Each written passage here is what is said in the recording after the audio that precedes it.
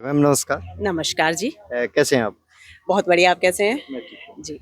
कैसा माहौल आप देख रहे हैं बरवाला के अंदर, बरवाला हल्का के अंदर? आप लोग टिकट मिली है इंडियन नेशनल लोक दल की, कैसा देखते हैं आप? बहुत ही बेहतरीन माहौल है, अब तो एक तरफ़ा हवा हो गई है एंड बहुत बेहतरीन समाज सेविका है, काम किया है, लोग उसको एप्रिशिएट कर रहे हैं और इसी कारण शिक्षित है, दूसरी उसकी क्वालिटी ये है, अच्छी वक्ता है, सच्चाई का साथ देती है, सच बोलती है, झूठे प्रॉमिस नहीं करती है।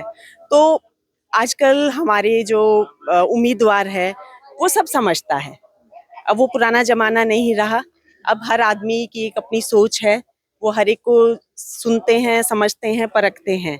तो अब जब उन्होंने साथ दिया है, तो उन्होंने इसमें कुछ अच्छा ही ढूँढा होगा, इसीलिए उसका साथ दे रहे हैं। कल ओम प्रकाश चौटाला जी कैंपेनिंग के लिए आ रहे हैं यहाँ पे, उनको कैसा देखते हैं? उनके बाद समीकरण कैसे रहेंगे बरवाला के? देखिए, उनकी पार्टी ने इनको अपना उम्मीदवार चुना है और बोलते हैं ना, हरी पगड़ी का दौर दोबारा फिर आने वाला है। और एक हम जब बच्चे होते थे, तो वो हरी पगड़ी का वो बेहतरीन दौर हमने देखा है, जब हमारे बड़े बूढ़े शान से अपनी हवेलियों पे, चौपालों पे, उन पे बैठते थे और हम बहुत उनको इज्जत से देखते थे, ठीक है? अब हम उम्मीद कर रहे हैं कि वो दौर फिर से आएगा। बरवाला की सीट के साथ कितनी सीटें इंडियन नेशनल लोक दल हरियाणा में ले पाएगी? देखिए, अभी मान के तो चल रहे हैं काफ़ी निकलेंगी, बाकी थोड़ा वक़्त बताएगा। बट हम बहुत होपफुल हैं इस चीज़ को लेकर कि भी कल चौटाला जी भी आएँगे, तो अभय जी आएँगे, तो उनके साथ भी जो उनके पुराने जो हैं उनके फॉलोवर्स जो हैं, हालाँकि वो सब साथ हैं, पर उनमें एक नई उमंग और जोश देखने को मिलेगा।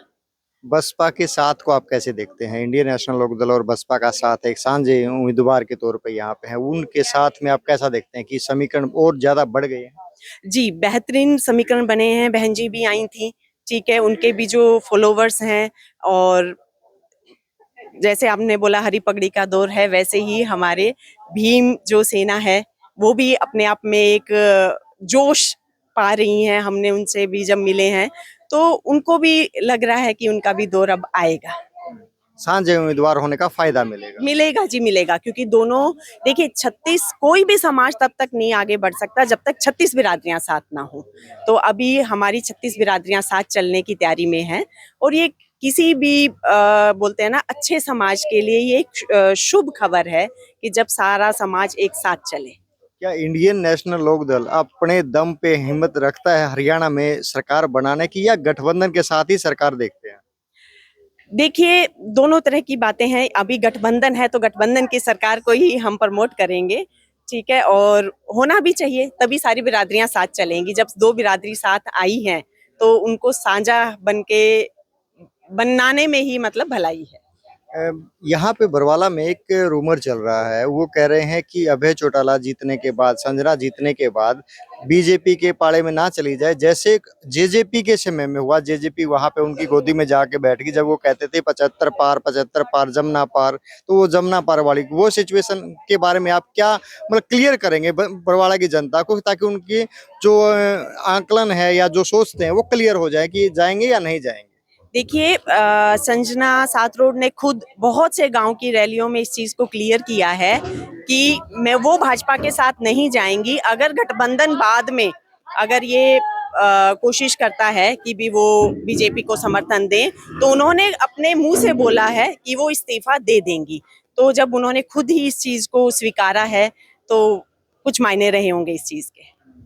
तो मतलब स्पष्ट है कि बीजेपी के साथ नहीं जाना किसी भी सूरत में, चाहे इस्तीफा देना, घर पे बैठना मंजूर है। बिल्कुल जी, बिल्कुल, यही है अभी तक हमारे जो हमारी मतदाता हैं जो सन्ना सातरोड हमारी उम्मीदवार हैं जो वो उनका यही कहना है, वो बहुत क्लियर है इस चीज़ पे कि वो नहीं जाएँगी।